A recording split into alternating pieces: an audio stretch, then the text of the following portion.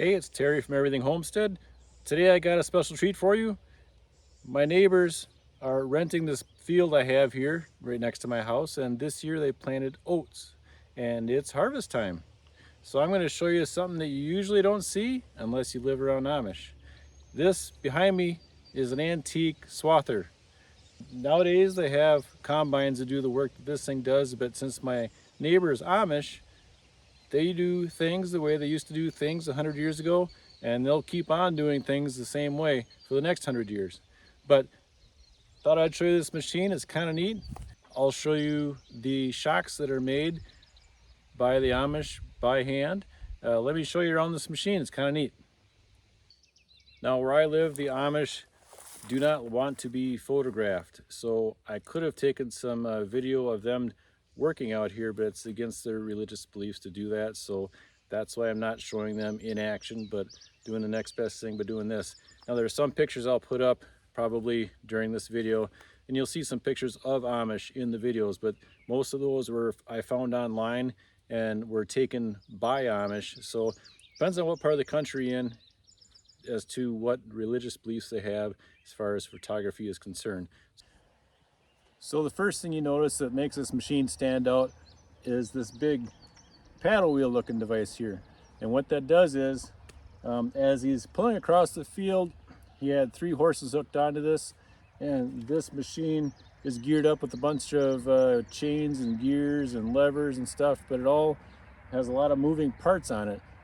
This paddle moves forward, and as he's going forward, it's pushing the oats over and into, there's a cutting bar, a sickle bar down here, and it goes into that, goes across this conveyor belt, up that conveyor belt, and it goes into a little tying machine, and then it gathers them up by the bundles of oats, and then when it gets to a point where the little trough is full, he kicks the lever and it spits them all out in one pile, and he keeps on going. The entire belt system, the windrow system of the swather is driven by the one wheel, so it's a ground driven device. The horses pull the machine, the wheel turns. When the wheel turns, all the gears and mechanisms start rotating around, and that's what makes it all work. He sits up in that seat up there. You got the tongue sticking out here, and all the horses are hooked to this piece here. So down here you can see the cutting bar, sickle blade going all the way through there. It just folds down under there. This conveyor belt, as you can see, it's got little strips of wood, carries it over there. You can see there are 4 levers here that he has to do, and there's all sorts of controls, which I don't understand them all myself. And there's a little kick pedal he uses to let the oats fall in the bundles onto the ground in one spot. An old toolbox. This is the little container that holds the spools of twine. You can see the string coming out the top, goes down in through there, it's threaded into a certain spot. I mean, there's tons of gears, chains, kind of a complicated machine. It's an antique. I don't know where they get parts for it anymore if something breaks, if they just get something welded up, but you can see there's a massive wheel in here. That's the wheel that runs the whole machine. It's got some big treads on there that bite into the ground,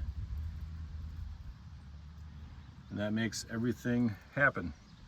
And so then up here, the oats come off this, fall down in here, and they get tied in this section here. It sits here. It goes bundle, bundle, bundle, and I don't know if there's maybe 5 or 6, I don't know.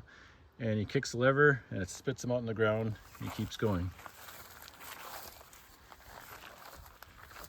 Oh, here's the name of it. It's an International Harvester, made in Canada.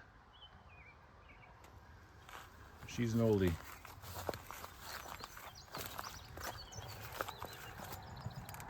Lots of moving parts in this thing.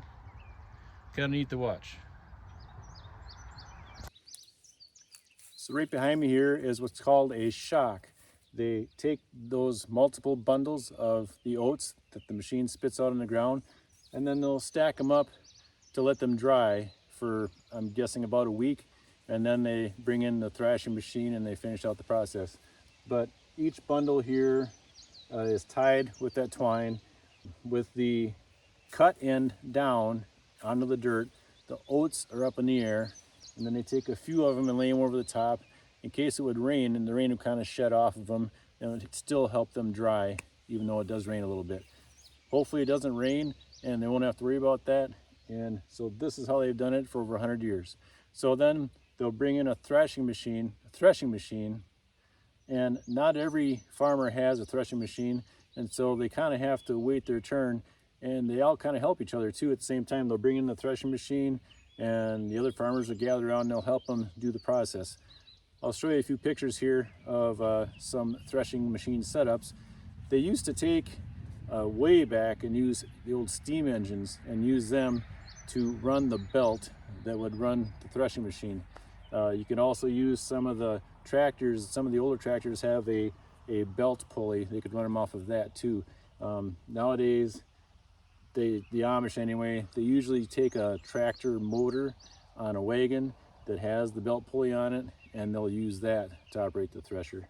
But it's kind of a neat process. The thresher will take and separate the dust and the weeds and the straw and the oats and all that stuff. It separates it all out, so they want to get just the oats when it's all said and done. The stem part of this process is straw.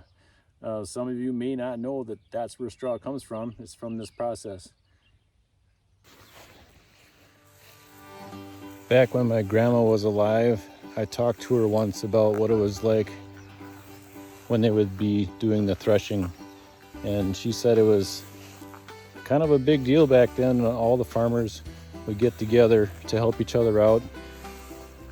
It'd almost be like a treat for them all to get together, like it was a holiday or something, but it was just for all them to get together, help each other out, get the job done. Back then, all the farmers relied on one another to get stuff done, and they got together, and from what it sounds like, they all had a good time doing it with all the families getting together. Please like and subscribe. Thanks for watching.